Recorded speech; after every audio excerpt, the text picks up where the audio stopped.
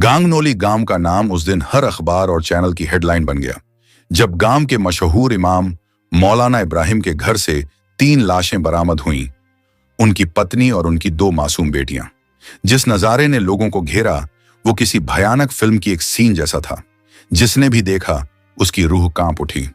मौलाना इब्राहिम, जिन्हें गांव वाले हाफिज साहब कहकर बुलाते थे, सादगी और नेक दिली के लिए मशहूर थे। वो मस्जिद में नमाज पढ़ाते, बच्चों को कुरान सिखाते और पूरा गांव उनकी इज्जत करता था। लेकिन उसी सुबह उठी एक चीख ने सब कुछ बदल कर रख दिया। लोग दौड़े और मौलाना के घर पहुंचे। चारपाई पर उनकी बीवी इसराना बेजार हालत में पड़ी थी और पास ही उनकी 8 और 10 साल की बेटियां खून से लथपथ जमीन पर पड़ी थीं। ऐसी शख्सियतें जिनको देखकर हर कोई सन्न रह गया। पूरा घर उथल पुथल में था, मानो किसी ने अंदर आकर तांडव कर दिया हो। गांव के बुजुर्ग कहते रहे, हमने जीवन में ऐसी दहशत नहीं देखी। शहर की पुलिस तुरंत पहुंची और गांव को घेर लिया। अफरा तफरी थी, लोग डर और गुस्से से भरे हुए थे। जब पुलिस ने कहा कि मौलाना से भी पूछताछ होगी तो गांव वालों में आक्रोश भड़क उठा। मौला हमारी शान है, वो ऐसा नहीं कर सकते। मगर पुलिस के सवाल गंभीर थे। वारदात के वक्त मौलाना घर पर मौजूद क्यों नहीं थे? उनका कहना था कि वो देवबंद के एक धार्मिक कार्यक्रम में गए हुए थे। ये बात पुलिस को शक की निगाह से लगी। अचंभे की बात यह थी कि मौलाना के घर में 3 सीसीटीवी कैमरे लगे हुए थे, पर वारदात वाले कमरे का कैमरा उसी रात बंद मिल गया। सवाल उठा, क्या किसी ने जानबूझकर कैमरा बंद किया या ये किसी साजिश का हिस्सा था? वैसे दोस्तों, अगर आप चाहते हैं कि इस परिवार को इंसाफ मिले तो वीडियो को लाइक और चैनल को सब्सक्राइब करना मत भूलिए, ताकि सच ज्यादा से ज्यादा लोगों तक पहुंच सके। गांव में अफवाहों की एक लहर दौड़ पड़ी। कोई कहता बाहरी लोग होंगे तो कोई शक करता घर के किसी करीबी पर। पुलिस ने आसपास के उन बच्चों से पूछताछ शुरू की जो रोज मौलाना से पढ़ने आते थे। उन बच्चों में से एक 16 साल के लड़के के कपड़ों पर खून के धब्बे मिले। सख्त पूछताछ हुई और लड़का टूट गया। उसने कबूल कर लिया कि उसने और उसका एक साथी ने यह हरकत की है। यह सुनकर गांव में सन्नाटा छा गया। वही बच्चे जो रोज मस्जिद में कुरान पढ़ते थे, अचानक इतनी भयावह वारदात के आरोपी बन गए थे। पुलिस ने पूछा, क्यों? लड़के ने कहा कि मौलाना अक्सर हमें डांटते थे, वो सख्त थे और हमें बुरा लगता था। उसी गुस्से में हमने बदला लेने की सोची। हमने सोचा मौलाना को तकलीफ पहुंचानी है तो उनके घर को निशाना बनाना ठीक रहेगा। एक गुस्सा 3 मासूम जिंदगियों की कीमत बन गई। और जब पुलिस ने पूछा कि उन बच्चियों की क्या गलती थी तो लड़के ने बेबाकी से कहा, वो जाग गई थीं और चिल्लाने लगी, इसलिए हमें उन्हें भी चुप कराना पड़ा। यह बयान सुनकर पुलिस ऑफिसर तक कांप गए। गांव में मातम फैल गया। कोई मानने को तैयार नहीं था कि मौलाना के ही शिष्य उनके परिवार के कत्ल के आरोपियों में हो सकते हैं। शाम होते होते माहौल और बिगड़ गया। गुस्से में भीड़ ने पुलिस पर पथराव किया। कई अफसर घायल हुए, गाड़ियां टूटीं और रुतबा गिरा। भीड़ चिल्ला रही थी, मौलाना को छोड़ो, मगर पुलिस जांच पर अड़ी रही। अब जो सबसे बड़ा सवाल था वो ये, अगर आरोपी वही 2 नाबालिग हैं तो सीसीटीवी कैमरा किसने बंद किया? कैमरा एडमिन पैनल से ऑफ मिला था।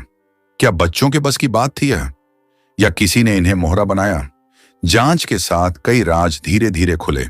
तकनीकी टीम ने पाया कि कैमरा मैन्युअली ऑन ऑफ किया गया, यानी कोई ऐसा शख्स जिसने सिस्टम की सेटिंग्स समझ रखी थी। पुलिस ने 3 स्थानीय नौजवानों को पूछताछ के लिए बुलाया। एक इलेक्ट्रॉनिक्स का छात्र, दूसरा कंप्यूटर रिपेयरिंग का जानकार और तीसरा मोबाइल सर्विस सेंटर में काम करने वाला। पूछताछ के दौरान कोई पक्का सबूत तो नहीं मिला, पर शक गहराता गया। किसी ने जानबूझकर कैमरा बंद किया था।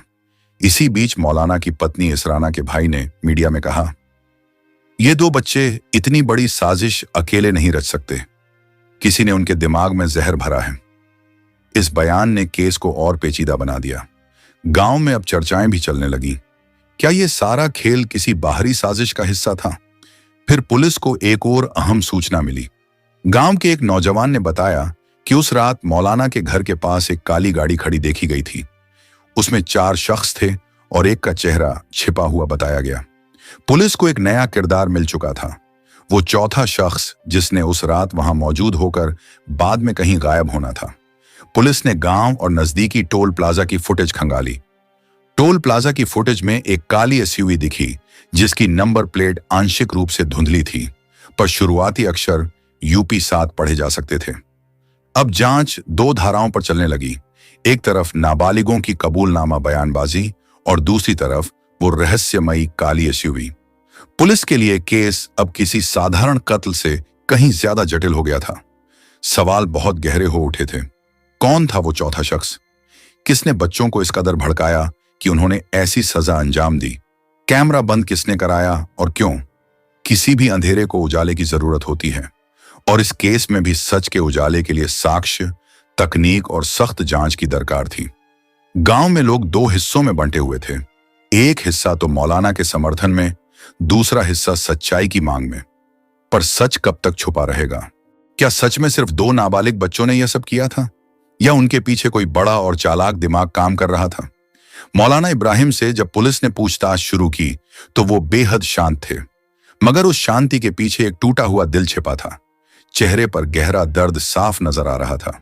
उन्होंने बड़ी धीमी आवाज में कहा, मैं उस रात देवबंद में एक धार्मिक बैठक के लिए गया था। मेरे पास सबूत हैं। उन्होंने अपनी गाड़ी का GSP रिकॉर्ड और फोन कॉल्स पुलिस को दिखाए। जांच में यह सब सच पाया गया। मौलाना सचमुच देवबंद में ही थे, लेकिन पुलिस के दिमाग में एक सवाल अब भी अटका था। जब मौलाना गए थे तब कैमरे ऑन थे, फिर वारदात के दौरान बंद कैसे हुए? तभी तकनीकी टीम की रिपोर्ट सामने आई। उसमें साफ लिखा था, कैमरा उसी रात एडमिन कोड से बंद किया गया था। यानी किसी ऐसे शख्स ने कैमरे बंद किए थे जो सिस्टम की पूरी जानकारी रखता था। यह किसी बच्चे का काम नहीं हो सकता था। अब पुलिस ने उस इंसान की तलाश शुरू की जिसे कैमरों की एक्सेस थी। पता चला कि मौलाना के अलावा एक और शख्स था, मस्जिद और घर का टेक्निकल केयरटेकर, जिसका नाम मुजम्मिल था।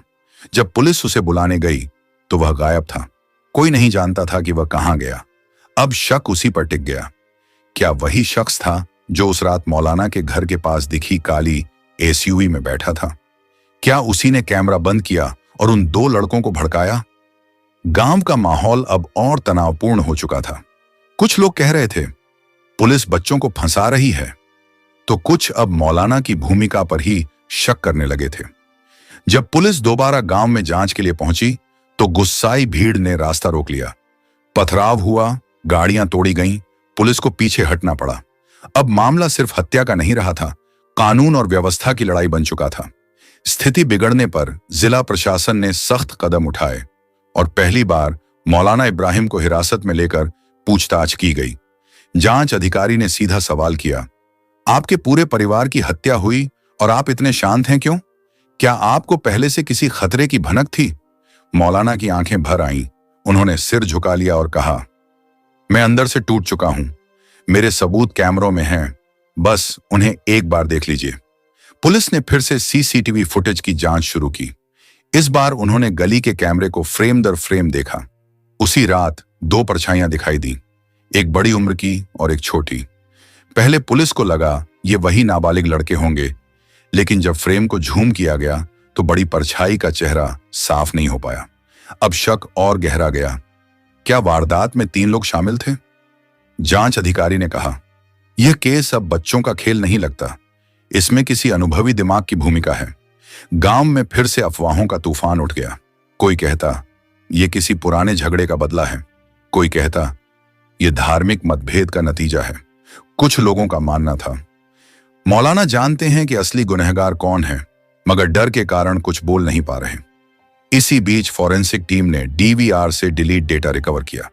रिपोर्ट में लिखा था, सिस्टम में एडमिन कोड उसी रात 9:41 पर डाला गया था और यह कोड सिर्फ 2 लोगों को पता था, मौलाना और मुजम्मिल। अब पुलिस दोनों पर बराबर नजर रख रही थी, लेकिन जब टीम मुजम्मिल की तलाश में उसके घर पहुंची तो घर सुनसान मिला। दरवाजा खुला था, लेकिन अंदर का सामान बिखरा पड़ा था, जैसे कोई जल्दबाजी में भागा हो। पुलिस ने आसपास के इलाके के CCTV दोबारा चेक किए। रात 9:47 की फुटेज में एक सफेद स्कूटी दिखाई दी, जिस पर 3 लोग सवार थे, एक आदमी, एक लड़का और बीच में एक लड़की। लड़की की शक्ल उस लापता छात्रा से मिलती थी जो मौलाना के यहां पढ़ती थी। चेहरे साफ नहीं दिख रहे थे, लेकिन स्कूटी चला रहा शख्स वयस्क लग रहा था। अब तो नाबालिगों की कहानी झूठी लगने लगी। क्योंकि वो लड़के उम्र में इतने बड़े नहीं थे कि स्कूटी चला सकें। यह केस अब एक नए मोड़ पर पहुंच गया था। क्या वह तीसरा व्यक्ति वही असली सूत्रधार था? क्या उसने बच्चों को इस्तेमाल कर पूरा खेल रचा? जब गांव में यह खबर फैली कि सीसीटीवी में तीसरा आदमी भी दिखा है, तो लोग आपस में फुसफुसाने लगे। कोई कहता लड़की को किसी ने बहकाया था, कोई बोला उसे किसी भाई साहब ने बुलाया था। पुलिस ने इस दिशा में भी जांच बढ़ाई।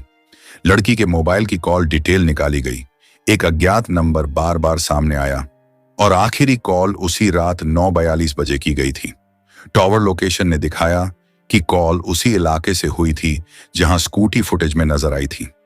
जब पुलिस ने उस नंबर को ट्रेस किया तो जो नाम सामने आया उसने सबको चौंका दिया।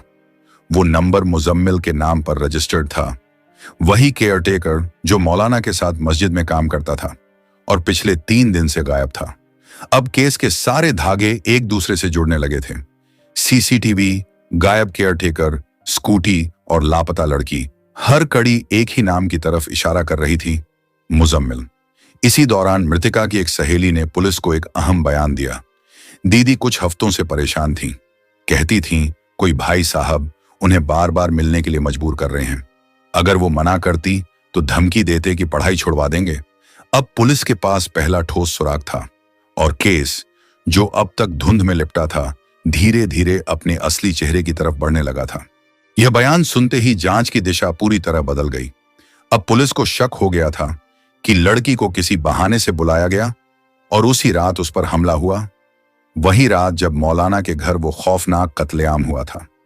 लेकिन अब सवाल यह था, वो भाई साहब कौन थे जिनका जिक्र लड़की की सहेली ने किया?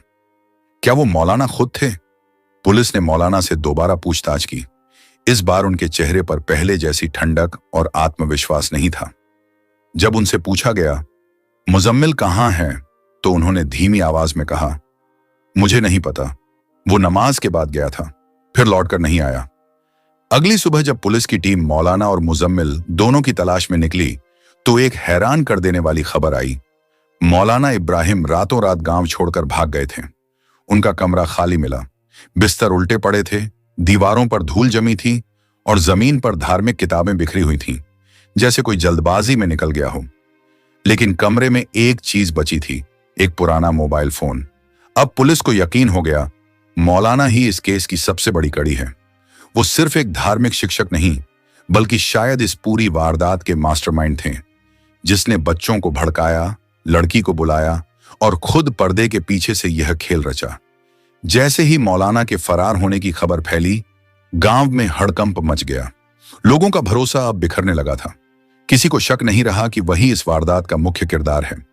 लेकिन एक सवाल अब भी बाकी था, वो गया कहां? उसके पास ना पैसे थे, ना गाड़ी और ना कोई ठिकाना। फिर वो कैसे फरार हो गया? गांव के कुछ लोगों ने बताया कि उसे आखिरी बार बस अड्डे के पास देखा गया था।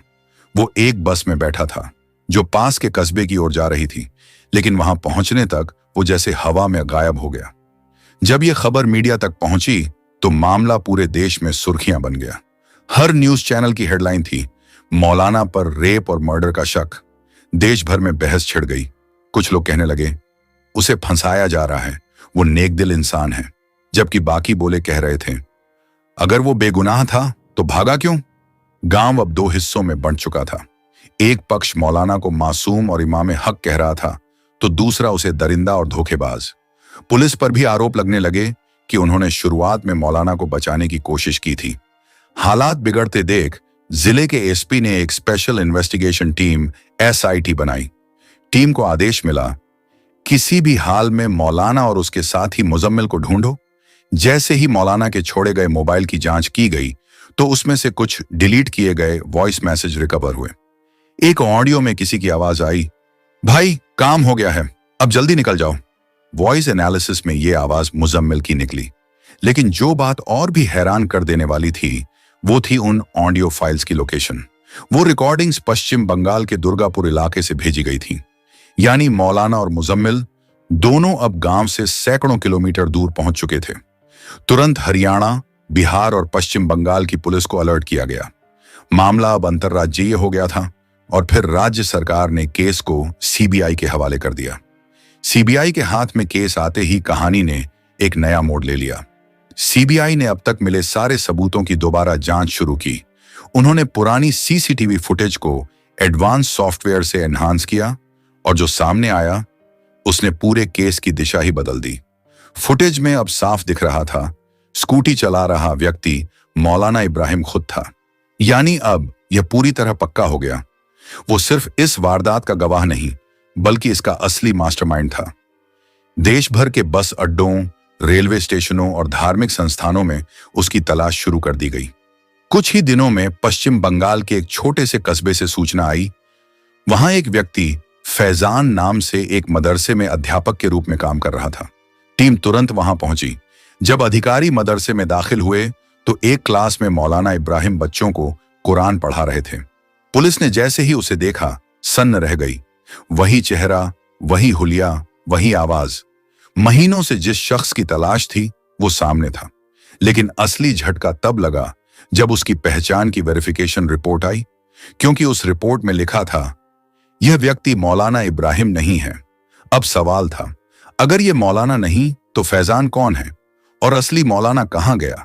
क्या उसने अपनी पहचान बदलकर कहीं और शरण ली है या फिर किसी ने पूरी कहानी को ही एक और दिशा में मोड़ दिया है? सीबीआई की जांच जैसे जैसे आगे बढ़ी, सच के परतें एक एक कर खुलती चली गईं। जो नाम अब तक गांव में इज्जत और ईमानदारी की मिसाल था, वही नाम अब पाखंड और गुनाह की पहचान बन गया। सीबीआई रिकॉर्ड्स के मुताबिक मौलाना इब्राहिम का असली नाम साबिर हुसैन था। वो पिछले 2 सालों से नकली पहचान फैजान अली के नाम से रह रहा था। जब उसकी फाइलें खोली गईं तो जांच अधिकारियों तक के होश उड़ गए, क्योंकि उसके खिलाफ पहले से 2 पुराने आपराधिक केस दर्ज थे। पहला एक नाबालिग लड़की से छेड़छाड़ का केस और दूसरा धोखाधड़ी और जालसाजी का मामला। हर बार वो अपना नाम, शहर और पहचान बदलकर कानून की पकड़ से बच निकलता था और इस बार उसने अपने नए धार्मिक चेहरे के पीछे दरिंदगी का खेल छुपाया हुआ था। गांगनोली गांव के लिए यह खुलासा किसी सदमे से कम नहीं था। लोगों की आंखों में वो इंसान हमेशा एक नेक और ईमानदार मौलाना था, जो बच्चों को कुरान सिखाता, बुजुर्गों का आदर करता और जरूरतमंदों की मदद करता था। मगर अब वही इंसान एक हैवान बनकर सामने आया था। जांच में आगे यह भी सामने आया कि मौलाना और उसका साथी मुजम्मिल दोनों ने मिलकर उन 2 नाबालिग बच्चों को मानसिक रूप से प्रभावित किया था। उन्होंने बच्चों के जहन में यह बात डाल दी थी कि वो गुनहगारों को सजा देने का नेक काम कर रहे हैं। उन्होंने उन्हें धार्मिक तर्कों और झूठे इल्म से बरगलाया, यहां तक कि उन्हें यह यकीन दिलाया गया कि जो वो कर रहे हैं वो अल्लाह की राह में इंसाफ है। लेकिन हकीकत में मौलाना अपने निजी गुस्से, अपमान और झूठे अहम की आग में अंधा हो चुका था। वो बदले की आग में इतना खो गया कि उसने खुद को इंसान नहीं, खुदा का न्यायाधीश समझ लिया था। सीबीआई की रिपोर्ट के मुताबिक वारदात वाली रात मौलाना ने पूरी साजिश पहले से रच रखी थी। उसने मुजम्मिल और दोनों नाबालिगों को अपने घर भेजा और खुद कैमरा बंद करवाया। थोड़ी देर बाद वो खुद स्कूटी पर वहां पहुंचा। जब लड़की ने विरोध किया तो उसने उसे चुप कराने की कोशिश की, लेकिन उसी कोशिश में 3 मासूम जिंदगियां हमेशा के लिए खामोश हो गईं। उस खून से सनी रात के बाद वो गांव लौटा ही नहीं। उसने अपने कपड़े बदले, मोबाइल फेंका और मुजम्मिल के साथ फरार हो गया। जब सीबीआई ने उसे पश्चिम बंगाल के उस मदरसे से गिरफ्तार किया तो शुरुआत में वो पूरी तरह चुप रहा, ना इनकार किया ना कबूल। लेकिन जैसे ही जांचकर्ताओं ने उसके सामने सीसीटीवी फुटेज और वॉइस रिकॉर्डिंग रखी, उसका चेहरा उतर गया। आंखों में अब वो रूहानी सुकून नहीं बल्कि एक गुनहगार की बेचैनी थी। धीरे धीरे उसने सिर झुका लिया और कहा, मुझसे गलती हो गई, मैंने सब कुछ खो दिया। उसके इस एक वाक्य ने पूरा केस साफ कर दिया। कुछ दिनों बाद मुजम्मिल को भी बिहार के भागलपुर से गिरफ्तार कर लिया गया। दोनों से आमने सामने पूछताछ हुई और उनके बयानों ने सारी कड़ियां जोड़ दी। फॉरेंसिक रिपोर्ट में भी सबूत साफ थे। लड़की के कपड़ों पर पाए गए 3 अलग अलग डीएनए नमूने, एक मौलाना का, दूसरा मुजम्मिल का और तीसरा लड़की का खुद का था। यानी अब कोई शक नहीं बचा था। वारदात के हर टुकड़े ने एक ही नाम की तरफ इशारा किया, मौलाना इब्राहिम उर्फ साबिर हुसैन। अब केस पूरी तरह सुलझ चुका था, पर गांगनोली गांव के दिल में जो जख्म ये वारदात छोड़ गई वो शायद कभी नहीं भर पाएंगे। आज भी जब उस घर के पास से कोई गुजरता है तो उसके कदम खुद बेखुद धीमे पड़ जाते हैं। लोग अब भी कहते हैं, वो दिन जब हमारे गांव का सबसे इज्जतदार इंसान एक शिकारी के रूप में सामने आया, वो दिन जब इमाम की अजन की जगह गांव में खौफ की आवाज गूंज उठी थी। अगर आपको ये वीडियो पसंद आई हो तो इस वीडियो को लाइक करें और चैनल को सब्सक्राइब करना ना भूलें, ताकि ऐसी ही सच्ची घटनाएं आप तक पहुंचती रहें। हम फिर मिलेंगे एक और नई वीडियो के साथ। तब तक के लिए अपना ख्याल रखिए। जय हिंद।